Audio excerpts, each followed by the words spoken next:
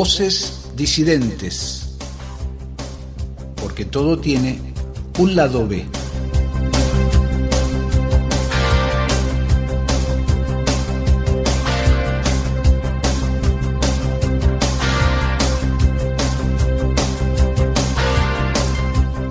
Cultura, política y actualidad para sentir y desplegar el alma.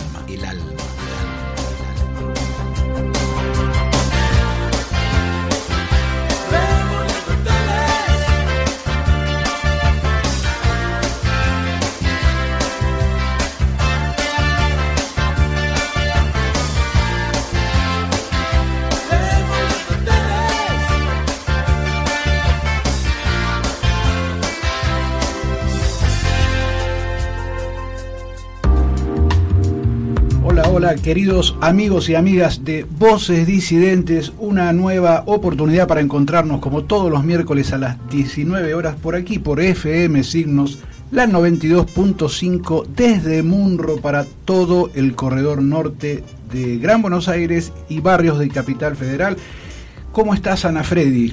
Hola, muy bien, buenas tardes, con calorcito, Día se ve un especial. veranito en agosto. ¿Cómo estás, Sebas, Daniel, Juan Manuel? Y buenas tardes a todos nuestros oyentes. Hola, Sebastián Rodríguez, ¿cómo estás? Hola, ¿qué tal a todos?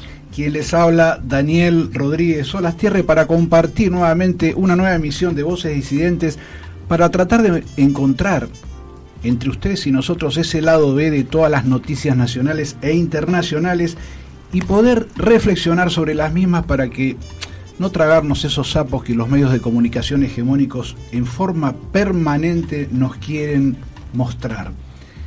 Hay varios temas que tenemos hoy. Vamos a tratar sobre algunas novedades que hubo y hay respecto de el tema de la renegociación de la deuda externa. Varias cuestiones que tema del lanzamiento del Procrear, pero yo quería hacer mención de algo que quedó un poco pendiente de la semana pasada y en donde creo haber encontrado algunas cosas para reflexionar juntos. En Argentina siempre decimos cómo puede ser que si tenemos soja, trigo, maíz, vacas y todos los climas y todos los paisajes y científicos y docentes y creativos e inventores y tenemos tantas cosas, pero resulta que nunca salimos adelante. Yo tengo una teoría, más allá de la parte económica que es importante en todo país, los países más grandes siempre han respetado y han tratado de impulsar las artes y las ciencias. Y yo me encontré con que tres hechos históricos, de los cuales se cumplieron aniversario la semana pasada, que tienen que ver con el arte y las ciencias, de alguna manera explican por qué nosotros siempre estamos dando marcha atrás y nunca terminamos de salir airosos como país. El primero de ellos tiene que ver con una historieta argentina creada por Héctor Germán Oesterheld junto al dibujante Francisco Solano López, que fue publicada desde 1957 a 1959. Me refiero a la serie de ciencia ficción creada, insisto, por Oesterheld, denominada El Eternauta. ¿Por qué es importante El Eternauta? Tiene que ver con que esta historieta que había escrito Oesterheld, nacido, insisto, en julio de 1919, y por eso lo quería recordar porque estamos cumpliendo 101 años de su nacimiento, tenía una trama en donde se centraba en una invasión alienígena a la Tierra mediante una tormenta de nieve tóxica que acababa con la mayor parte de la población. Y había muy pocos sobrevivientes en Buenos Aires. Esto estaba basado en lugares naturales, como podía llegar a ser el estadio de River Plate, ya existente en ese momento, Palermo, Retiro. Y lo importante del Eternauta y de Oesterheld es que mostraba un héroe distinto a lo que nosotros conocíamos como Superman y Batman, es decir, mostraba un héroe que es un héroe colectivo y que se movilizaba en función de las necesidades de la población. El sentir íntimo de Oesterheld es que el único héroe válido es el héroe en grupo. Nunca el héroe individual, el héroe solo que tiene poderes sobrenaturales, sino que esta máxima de alguna manera es la que impulsó a Oesterheld a ser un idealista y a sumarse a la lucha armada en la década del 70, por lo cual lamentablemente fue desaparecido y asesinado, junto a sus 4 pequeñas hijas, Estela, Diana, Beatriz y Marina. No voy a hablar sobre el tema de esa problemática de la década del 70, pero sí puedo decir que lamentablemente por nuestras luchas internas e ideológicas se acabó la vida de un gran artista, porque El Eternauta tuvo una cantidad de secuelas y reediciones increíble a lo largo de los años. El segundo pecado original con el que quiero relacionar este tema es uno que se cumplió un aniversario el 29 de julio de la semana pasada, digamos. Si vos, Ana, me querías decir algo. No, sí, te quería decir, como sé que a vos te gustaba mucho esa historieta, y era una historieta donde representaba mucho el coraje, la solidaridad, la esperanza, tal y cual. como vos decís, un héroe en grupo. Vos sabés que se reunió Alberto Fernández en La Rosada con el CEO y el director comercial de Netflix. ¿Sabías que se va a recrear en la plataforma de streaming? Hay idea, exacto. Exactamente. Para el año 2021 se va a volver a poner en pantalla a través de esta plataforma justamente El Eternauta. O sea, y bueno, y el sueño de muchos, y que muchos habrán seguido esta historieta, bueno, se hará realidad a partir del año que viene con una inversión importante de varios millones, y también como significa una gran superproducción, por los escenarios, por todo lo que tiene en sí, de una Buenos Aires nevada, con una invasión extraterrestre, va a generar también muchos puestos de trabajo.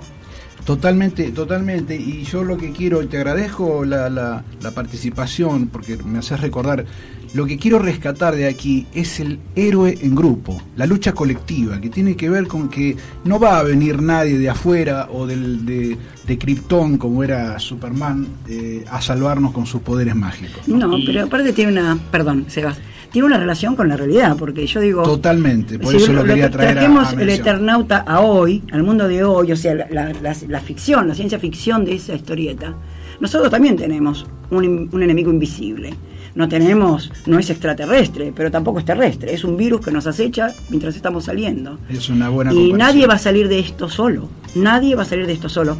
Vamos a tener que ser un héroe en grupo, igual que fue el Eternauta en su momento, y ser solidarios el uno como el otro para poder salir. Nadie sale solo de esto que hoy estamos viviendo. Ese es el concepto. Exactamente. Sí, se va. Perdón, Sebastián. A eso me refería. Esto se podría extrapolar a la situación actual con el coronavirus en términos de colectividad y de solidaridad y de conciencia, digamos, nacional. Claro. Es decir, habría una conexión en ese sentido. Y lo de la invasión alienígena, bueno, yo lo llevaría al macrismo, ¿no? Porque ya que se dice que es un reptiliano Macri y cada vez lo demuestra más. Lo podríamos comparar por ese lado. Bueno, este primer pecado original, que es el tema del asesinato, la desaparición y asesinato posterior de Oesterheld, lo quiero relacionar con la noche de los bastones largos. El 29 de julio de 1966, después de intervenir todas las universidades del país, la dictadura liderada por Juan Carlos Onganía ordenó el desalojo por la fuerza de 5 facultades públicas de la Universidad de Buenos Aires. Los largos palos de madera con los que las fuerzas policiales reprimieron a estudiantes, profesores, autoridades y graduados hicieron que este triste episodio se conociera como la noche de los bastones largos. Este fue uno de los mayores golpes a la Universidad Argentina, y en realidad el ataque venía gestándose desde el golpe de Estado que el 28 de junio del mismo año había derrocado al honesto gobierno del presidente Arturo Illia. Se disolvió rápidamente el Congreso Nacional, la Corte Suprema de Justicia, y fueron en busca de nuestra educación y nuestra ciencia. Ese es el segundo pecado original. Sí, Ana. Sí, te iba a decir que hasta ahí, ¿sabes qué? La Argentina tenía una gran cosecha de científicos. Totalmente. A partir de eso, de los bastones largos, y a partir de esa persecuta que, digamos, empezaron a tener la dictadura militar, se fugaron muchísimos cerebros o muchísimos científicos de acá. Y no todos volvieron. No, vos sabés, ¿no? que fue terrible.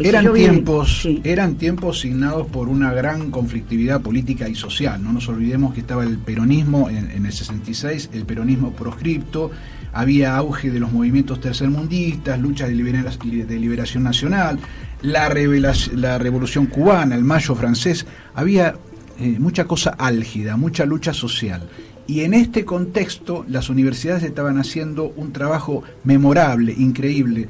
Ciencias Exactas es el lugar en donde entraron con los bastones largos, pegándole y deteniendo a 400 científicos. Sí, y en la película incluso se ve no solo que le pegaban, sino que manoseaban a las mujeres, habían puesto en 2 filas, y iban pasando todos por el medio de un pasillo con hicieron un desastre. Un desastre. 400... le pegaron, lo agarraron a palazos, se aprendieron a un montón.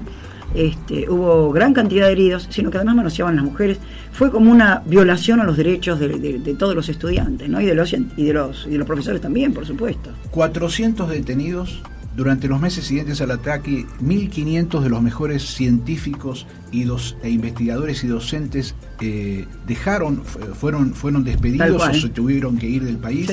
Una gran cantidad de ellos se exiliaron y fueron contratados por universidades latinoamericanas. Ahí perdimos parte del semillero de científicos. Ahí perdimos esa materia gris tan interesante, tan importante. Entonces yo por eso estoy relacionando, porque después decimos, y claro, porque nosotros los científicos, ¿qué pasa? Y si nosotros no solamente no le damos presupuesto, sino que le rompemos la cabeza con un bastón, así va a ser muy difícil, ¿no? Sí se va. Y siempre se da esa contradicción y esa paradoja de los sectores derechistas que hablan de un supuesto progreso, de un supuesto ir para adelante, y directamente después se terminan defendiendo represión a los estudiantes, represión, amenazas o de financiamiento de los científicos, de la ciencia, etcétera. O sea, siempre se da esa gran contradicción. Tenemos entonces el ataque a las artes a través de Oesterheld y a las ciencias con respecto a ciencias exactas, al tema de bastones largos, y un tercer hecho con el que relaciono este tema y que es triste, es el suicidio que en el año 2000, específicamente el 29 de julio, se produjo el suicidio a través de un disparo del gran educador y cardiocirujano argentino René Jerónimo Favaloro, famosísimo a nivel internacional por haber desarrollado el bypass coronario, un verdadero creador que se fue a trabajar primero en Jacinto Arauz, después de recibirse en la Universidad Nacional de La Plata, después se fue a Cleveland en Estados Unidos y regresó a la Argentina. Pudiendo quedarse en Estados Unidos para desarrollar su maestría, regresó a la Argentina, fundó precisamente la Fundación Favaloro, fue miembro de la CONADEP, tiene libros escritos, conferencias a montones, reconocido a nivel mundial. ¿Y qué hicimos nosotros los argentinos?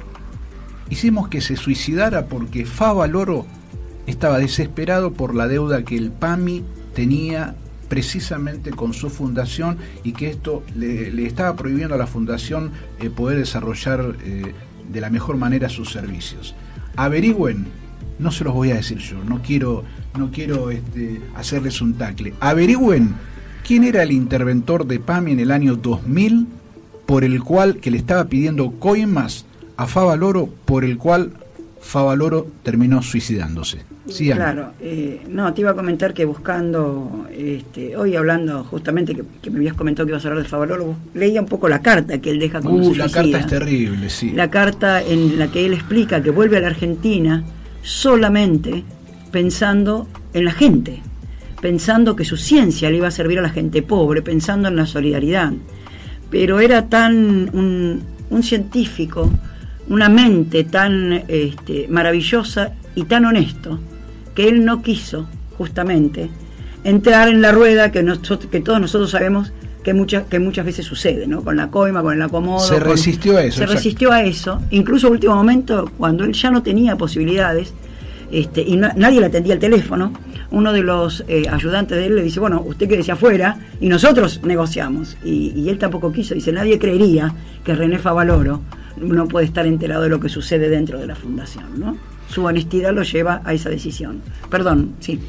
Bueno, y no hay algo tan antagónico, tan opuesto a la solidaridad más que el neoliberalismo, y justamente salió Favaloro, bueno, en su momento, en una conferencia, a decir, hacer una comparación entre lo que era el feudalismo hace ya varios siglos, y diciendo, bueno, pero en el feudalismo por lo menos se garantizaban ciertas condiciones de vida de los trabajadores, y ahora las tecnologías la tecnología moderna puede realizar ciertas tareas, por lo tanto se puede desplazar al ser humano, lo cual quiere decir que probablemente el ser humano tendría menos derechos incluso que en otras épocas. Haciendo una comparación entre distintos sistemas, ¿no? En el salvajismo, de lo que es el desamparar al trabajador.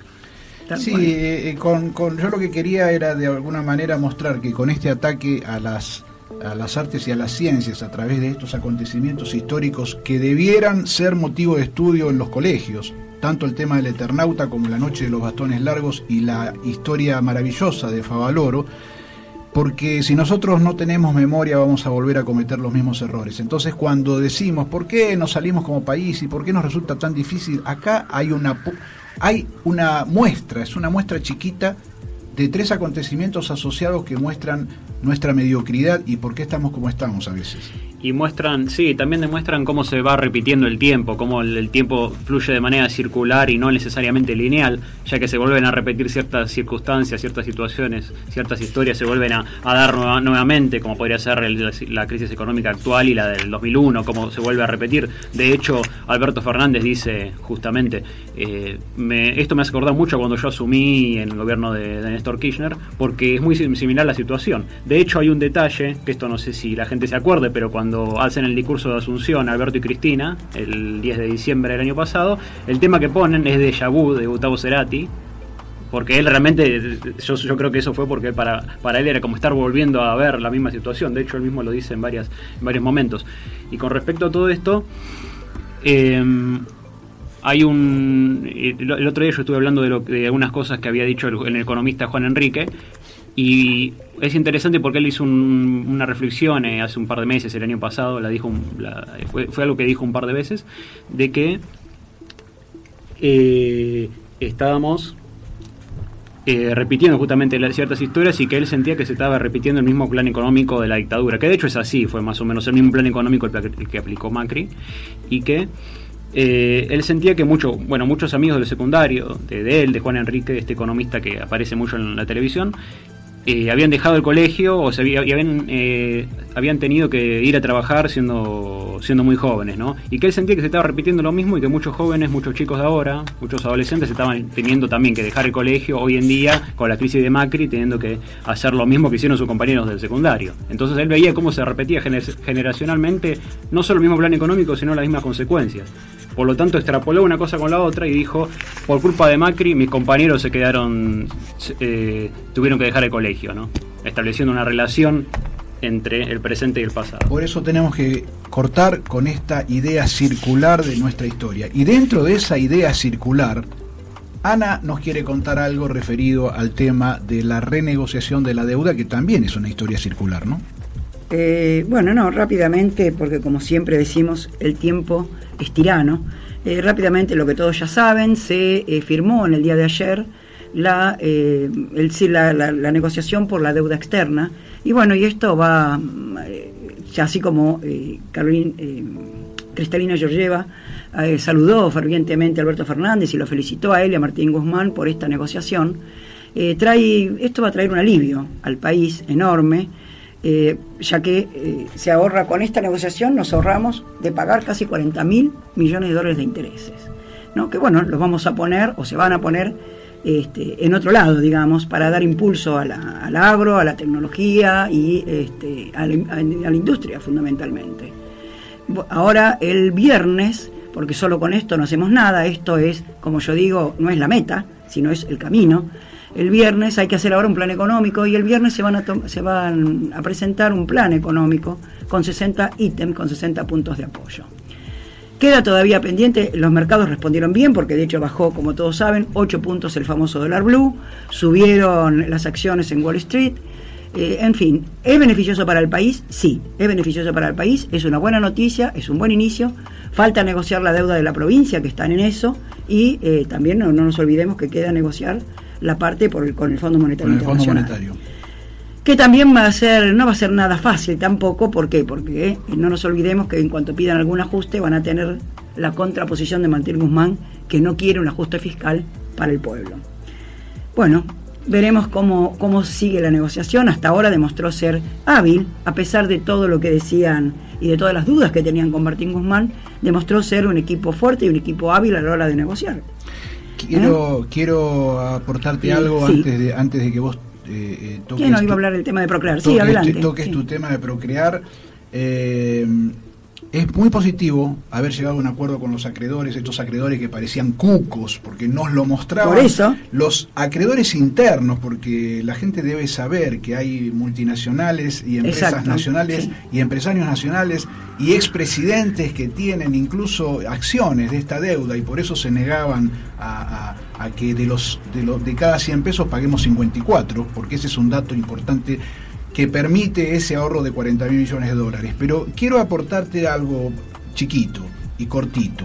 Me pone muy contento este arreglo, esto nos da un alivio, esto nos da posibilidades de seguir, se aclara un poco el panorama, habla de la excelente negociación que la Argentina a través de Martín Guzmán y es un primer pasito. Y nuestro presidente y vicepresidenta lograron con toda esta negociación.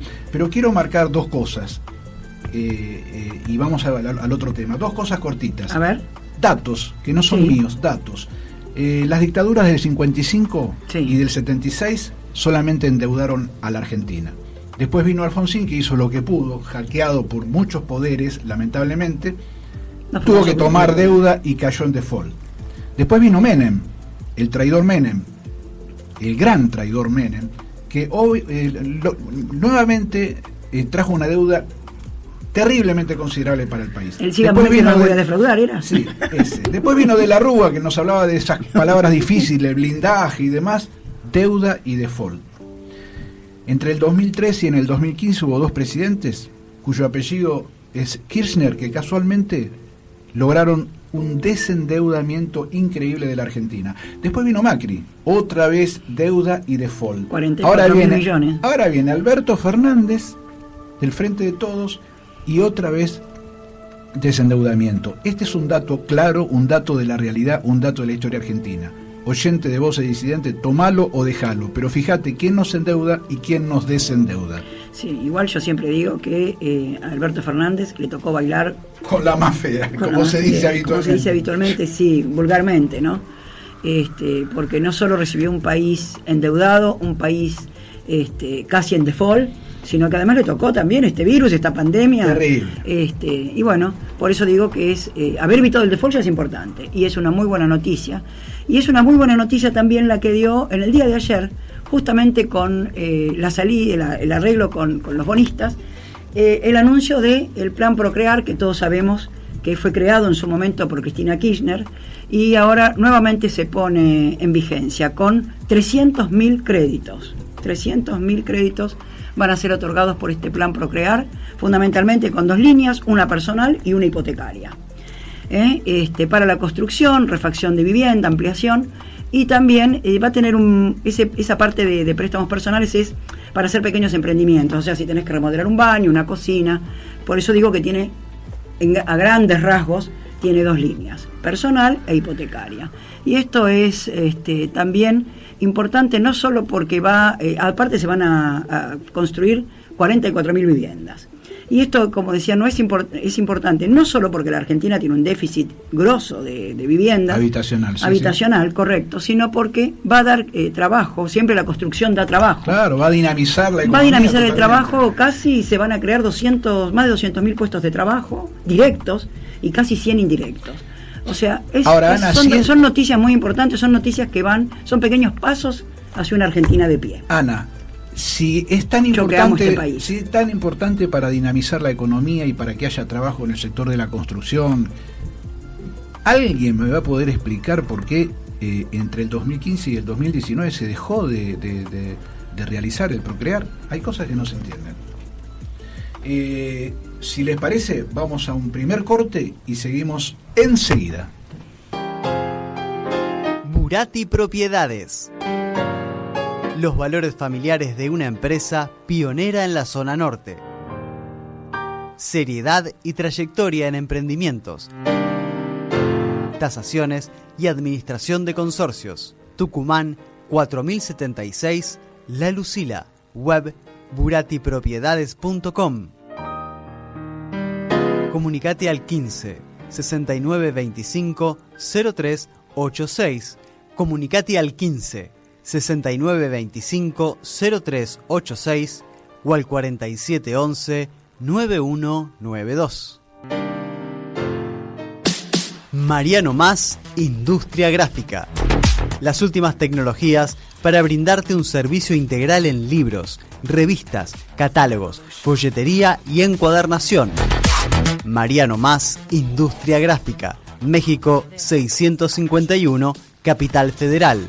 4331 5762 o 4331 5764.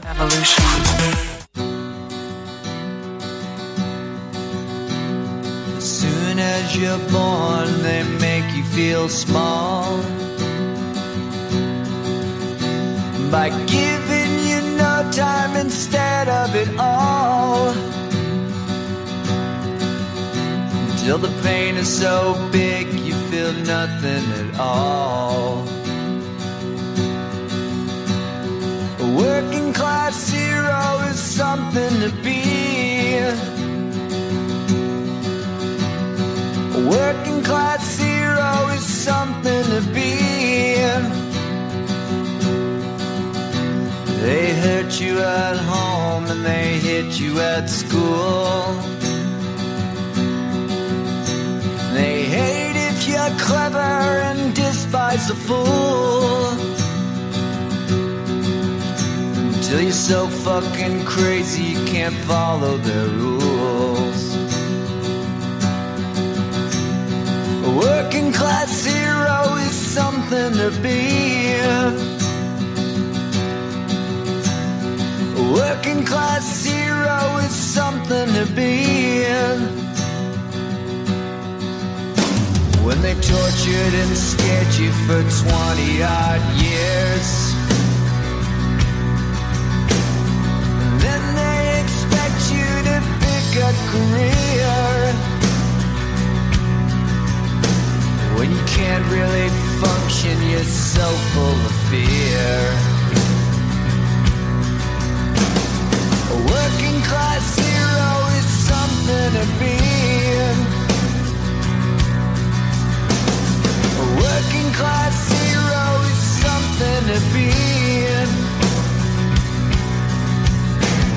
You doped with religion and sex and TV. Estamos escuchando a Green Day haciendo este tema llamado El héroe de la clase obrera o de la clase trabajadora.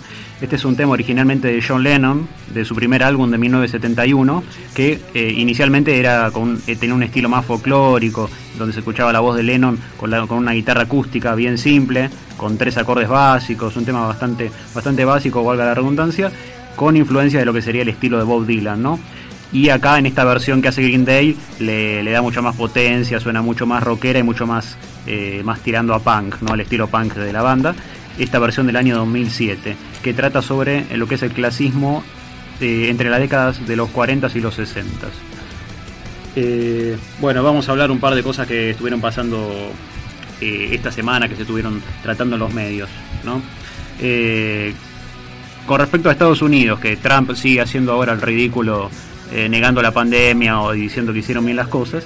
Bueno, recordemos brevemente, tienen una caída de más de 30 puntos del PBI en estos meses, algo histórico, ¿no? En Estados Unidos, más de 150.000 fallecidos y más de 4,5 millones de infectados, ¿no? Bueno, resulta que el país de la libertad tendría que empezar a tener más intervención estatal, gubernamental, para reactivar la economía. Es decir, que hasta el país que más se resistía a esta intervención va a tener que tenerla, porque si no se viene todo abajo allá. Bueno, y después un par de cosas que estuvieron sucediendo. Salió un spot del gobierno, ¿no? Acá en Argentina, ya volviendo a Argentina, bastante fuerte, ¿no? En donde ya no te dicen quédate en casa solamente, sino que te muestran que si subestimás la enfermedad, si subestimás el coronavirus, te puede pasar algo grave, ¿no? Entonces te ponen te muestran una persona, creo, internada. Bueno, te dan a entender una situación bastante oscura, ¿no? Y resulta que salen los medios hegemónicos siempre, como decimos siempre acá, estos medios, estos periodistas vendepatria, por decirlo de algún modo, que te dicen que esto es una forma de que el gobierno evada responsabilidades o que el gobierno meta miedo en la población, o que quiera culpar a la población de lo que el gobierno no supo manejar.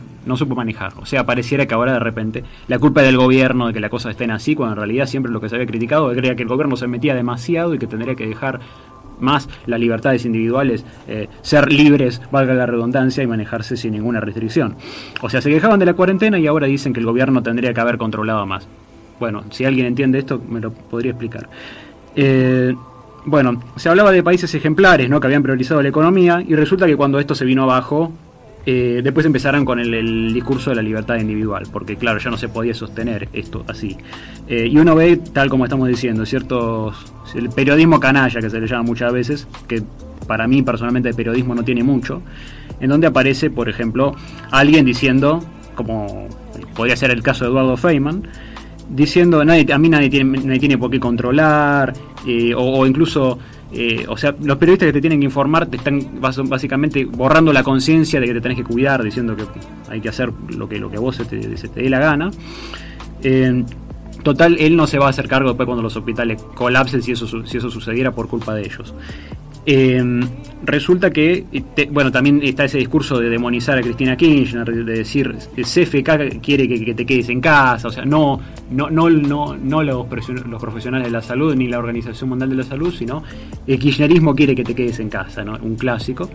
Gente que dice, que viene con este speech de que la libertad viene primero, aún si con una pandemia global, ¿no? Y que te dice que gente que dice del periodismo, ¿no?, de la gente muy conocida que aparece en la televisión, y te dice que Estados Unidos y el Reino Unido no le fue mal con el coronavirus. Así que ya a partir de eso uno puede sacar sus propias conclusiones. Si hablamos de la cantidad de muertos o cantidad de fallecidos, muy bien no les está yendo, ¿no? Claro, y encima las consecuencias económicas que eso está teniendo. Y se dice, ¿no?, todo esto de que el gobierno en realidad busca meter miedo para dominar a la gente, y esto lo conectan con el populismo, con ese concepto, no la definición de populismo originalmente, sino la definición que le intentan otorgar a esta palabra, en donde se dice, vos no hagas nada, que el gobierno te va a hacer la vida por vos, te va a dar el plan social, vos no tenés que trabajar, te dan el IFE, qué sé yo. O sea, lo conectan con el tema de con ese supuesto concepto que quieren instalar de que en la Argentina nadie hace nada, el gobierno te da todo, y que así vamos a hacer Venezuela y todo lo que ya sabemos. Y uno dice, ¿qué están esperando? ¿Que pase algo terrible con los hospitales, el posible colapso de los hospitales? ¿Que ocurriera eso para recién ahí empezar a decir, me parece que le erramos en este discurso? Me parece que el periodismo tendría que ser un poco más responsable, y dejar de quejarse por caprichos o cuestiones, o porque no puede ver, qué sé yo, a la sobrina hace un par de meses, esa tontería que uno escucha, que la verdad que ya a esta altura da bronca. Aparte, pasaron 4 meses, yo sé que es mucho, pero no son 50 años. Y un par de cosas que también hay que decir. El gobierno no hace milagros, y es para tenerlo en cuenta, porque siempre se le pide a Alberto, ¿no?, que salve la economía, y si salva la economía no combate la pandemia, y si combate la pandemia no combate, genera problemas económicos, no sé. Entonces haga lo que haga, se le quejan de un lado, se le quejan de otro. Es muy difícil el equilibrio, ¿no? Se le quejan, si no los sanitarios, o si no los economistas, o si no los empresarios, o si no el trabajador, o si no lo critica la derecha por ser muy progresista, que ya lo llaman comunista algunos, Alberto, no tiene problema. Y la izquierda lo critica por ser demasiado conciliador, ¿no? Es que eso el propio kirchnerismo muchas veces le hace ciertas críticas sanas, pero que son críticas, que está bien que las haya, con respecto a cómo manejar este tema. La oposición de acá es una oposición, valga la redundancia, una oposición que se opone a todo, no que examina, no examina. No sé de qué se trata, pero me opongo. Claro, esto exactamente. Ya ni siquiera... me opongo, no sé de qué es la reforma judicial, pero me opongo. Ya ni siquiera... No sé qué, perdona, Sebas, no sé qué tiene que ver la cuarentena, no sé si sirve o no sirve, pero me opongo y te hago marchas acá no hay. O sea, todo lo que venga de parte del presidente yo me opongo. Esa es la posición que tenemos hoy, no es una posición racional. Claro. Bueno, esto se personificó, se materializó más que nunca el 9 de julio, eso ya tal lo cual. vemos. Y bueno, sí estamos después. Bueno, y yo veo que antes había una dicotomía peronismo-radicalismo o peronismo-antiperonismo. Ahora no hay ni siquiera ninguna de las dos cosas, sino que llegamos a la parte más básica, más cruda de todo, que es gobierno o no gobierno, porque hay gente que no quiere ni que gobierne el gobierno, valga la redundancia. Claro. Que cualquier medida que toma, Por eso, que el Estado no bueno, se meta, que no haga claro. nada. Incluso uno llega a situaciones completamente... Como dijo Daniel, no sé de qué se trata, pero yo digo no, yo me opongo.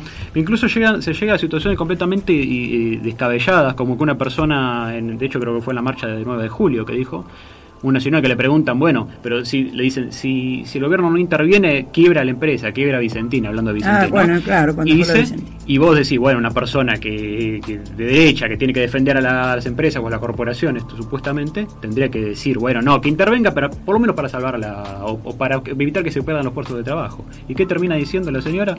Bueno, si tiene que quebrar, que quiebre, pero que el gobierno no se meta. O sea, ella es irracional. Ya no es, por eso te dije, ya no es que el gobierno gobierne de una manera o de otra, sino que no gobierne, que no haga nada, que sea el salve que puede. Claro, es todo lo que haga está mal. Claro. Claro, entonces yo digo, hay que ser muy cuidadoso con todo esto, ¿no? Porque siempre está el riesgo de los fallecimientos, el riesgo del cierre de empresas, el tema de la pandemia y de la economía. Y Alberto, nos guste o no es todopoderoso, entonces los problemas van a estar.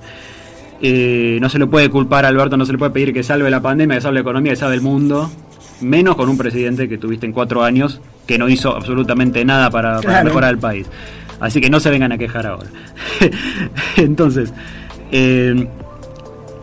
resulta que, claro, la Organización Mundial de la Salud, por ejemplo, si hablamos del coronavirus, ni siquiera la OMS tiene una propuesta clara sobre cómo combatir este problema, y de hecho todavía no existe la vacuna, se están haciendo experimentos con este tema, pero bueno, la única salida que teníamos, la única herramienta clara era la cuarentena, y muchos se dedicaron a boicotearla, incluso a burlarse decididamente. Bueno, Bolsonaro es un gran representante de la burla de la cuarentena, y bueno, ya vimos lo que le pasó a Bolsonaro.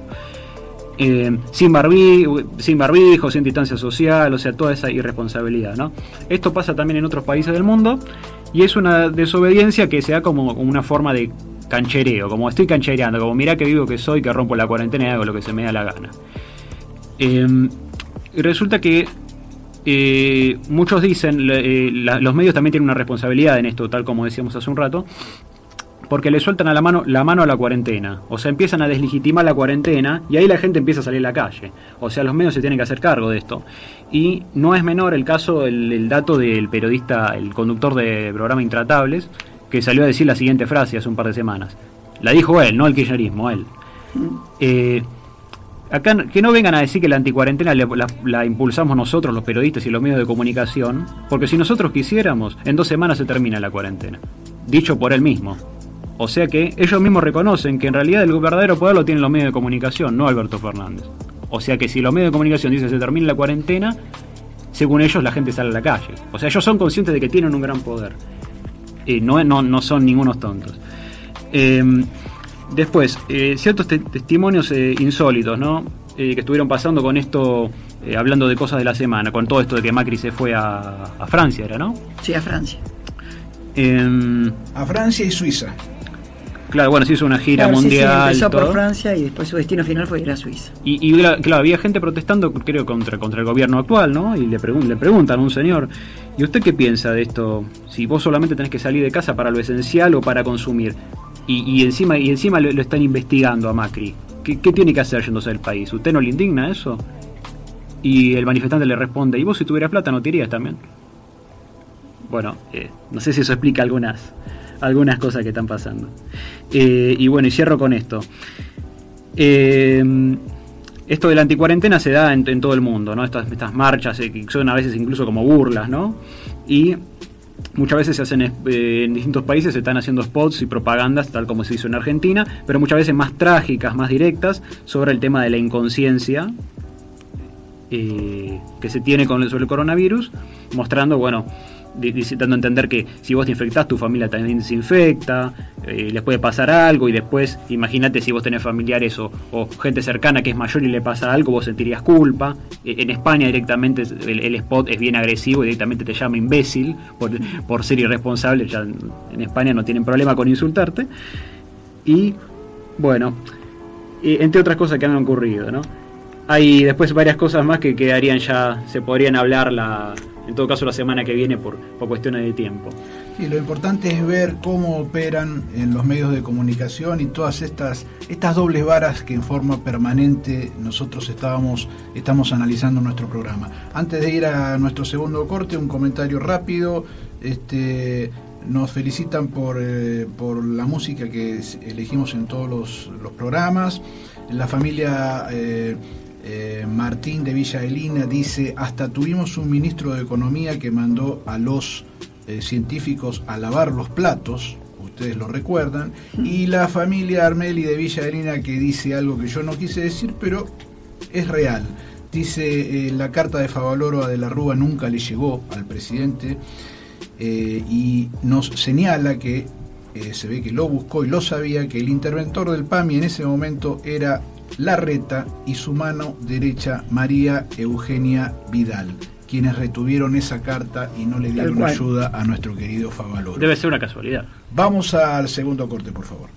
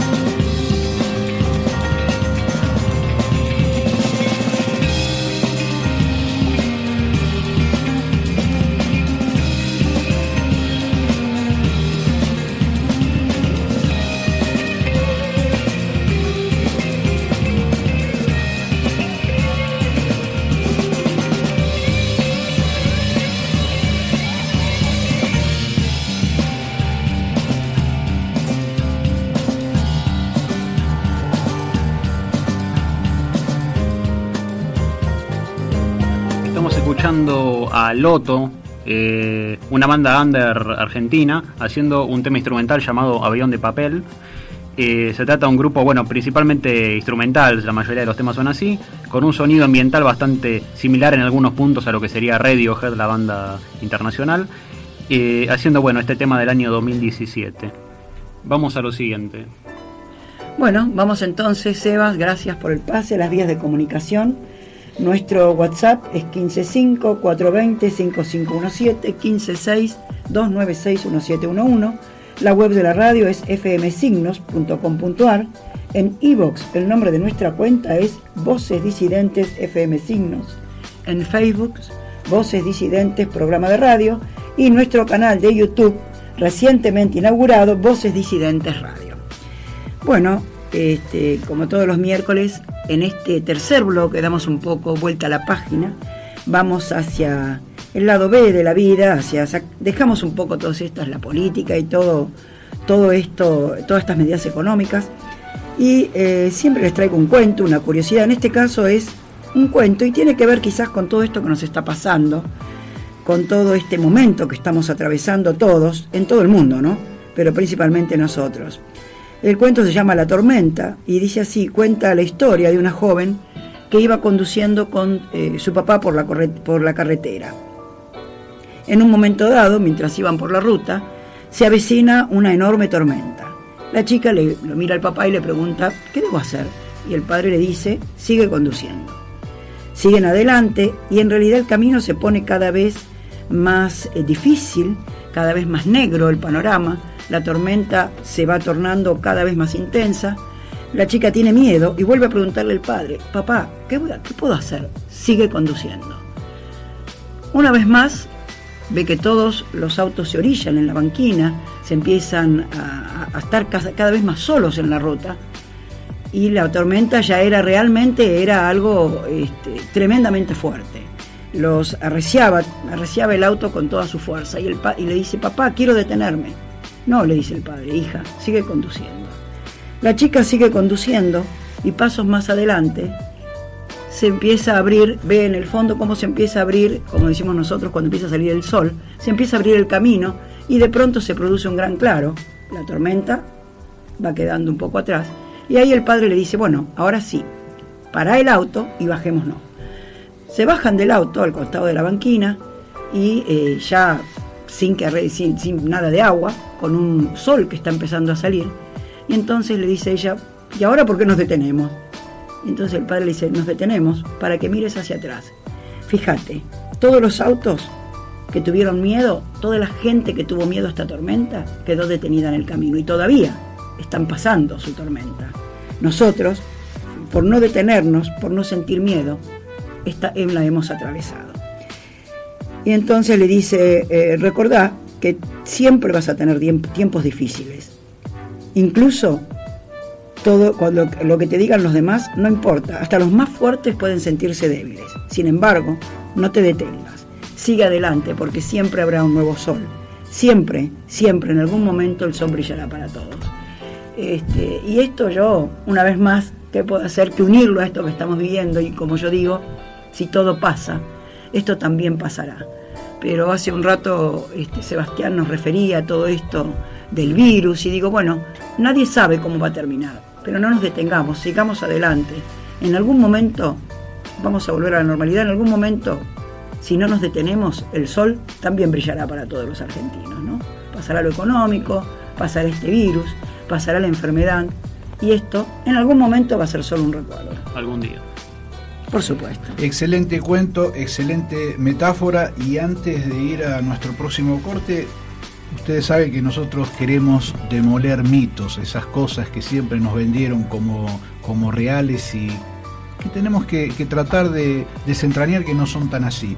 ¿Vieron cuando siempre dicen, y tenemos que mejorar el tipo de cambio? Eso dicen los economistas. Yo desde chico escuchaba, el mejorar el tipo de cambio. ¿Qué significa?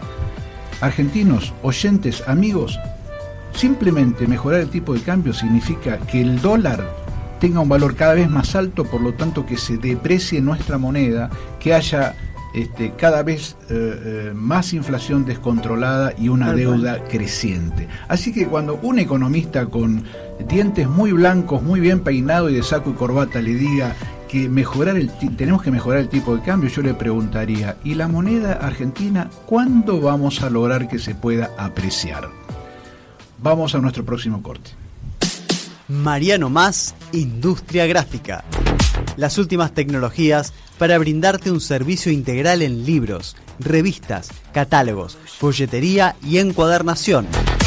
Mariano Mas, Industria Gráfica. México 651, Capital Federal. 4331-5762 o 4331-5764. Burati Propiedades. Los valores familiares de una empresa pionera en la zona norte. Seriedad y trayectoria en emprendimientos, tasaciones y administración de consorcios. Tucumán 4076, La Lucila. Web buratipropiedades.com. Comunicate al 15 6925 0386 Comunicate al 15 6925 0386 o al 4711 9192.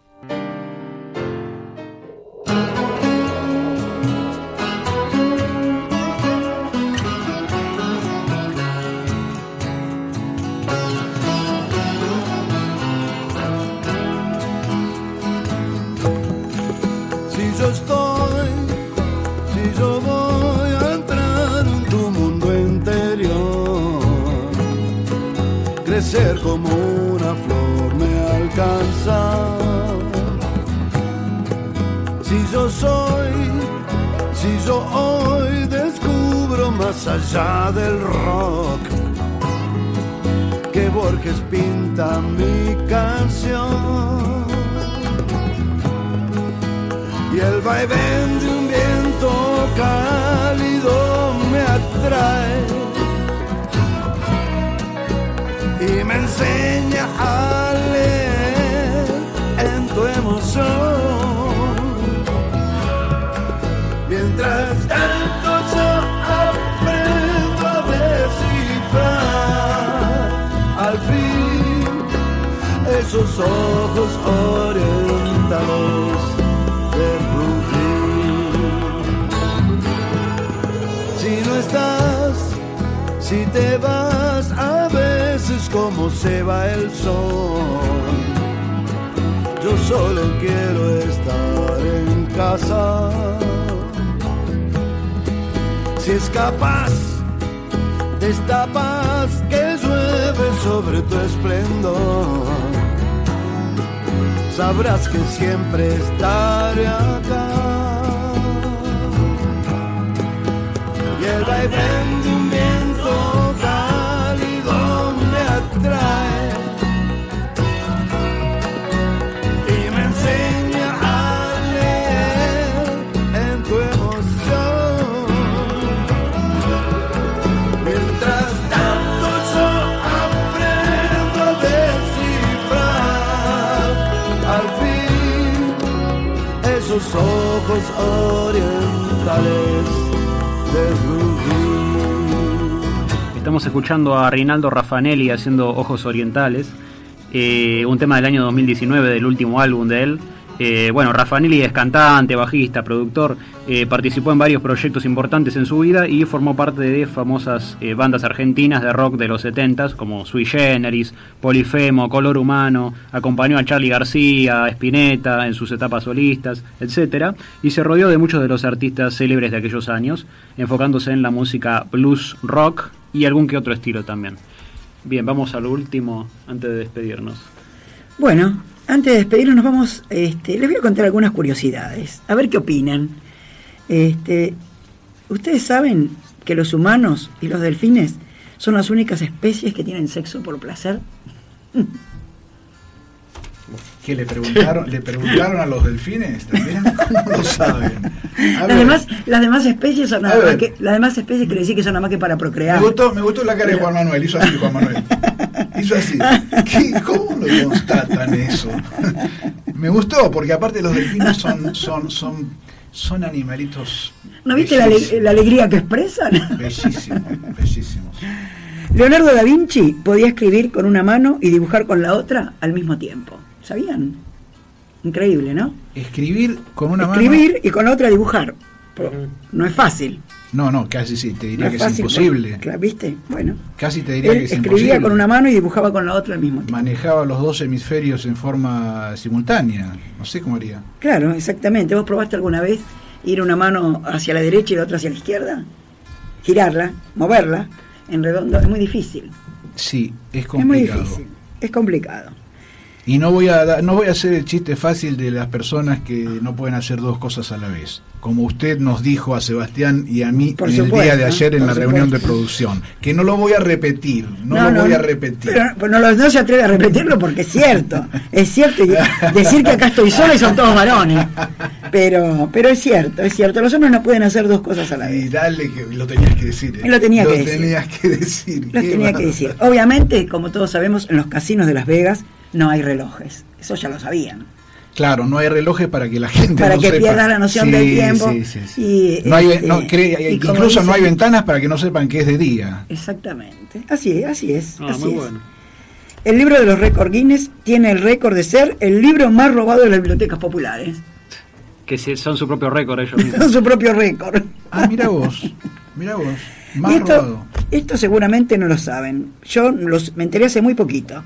Que el chocolate afecta el corazón y el sistema nervioso de los perros. Solamente una pequeña porción de chocolate puede llegar a matar a un perro. Mira vos.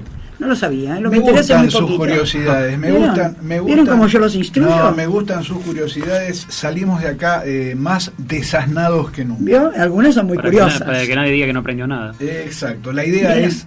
Y por lo menos cerramos el programa. La idea es pensar juntos, reflexionar juntos. Claro. Y también, antes de despedirnos, usted tiene su famosa frase. Siempre tengo una frase para decirle buenas noches a nuestros oyentes, pero antes de eso, les voy a decir una frase de William Shakespeare, que me gusta mucho, y fíjense, el destino es el que baraja las cartas, pero nosotros somos los jugadores.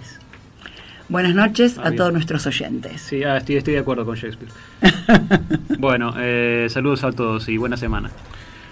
Argentinos, Argentina querida, buenas noches en donde quiera que estés.